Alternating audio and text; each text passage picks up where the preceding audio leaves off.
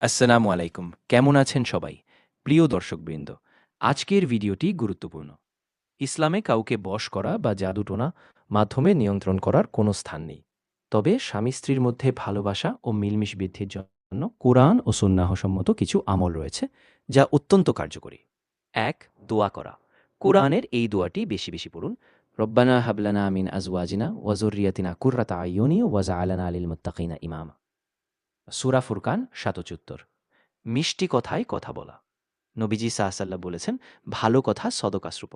সঙ্গীর সাথে নরম ও মিষ্টি ভাষায় কথা বললে আল্লাহর রহমতে ভালোবাসা বৃদ্ধি পায়। ৩. সালাম বিনিময়। ঘরে প্রবেশের সময় ও একে অপরকে সালাম দিলে মনের দূরত্ব কমে এবং রহমত নাজিল হয়।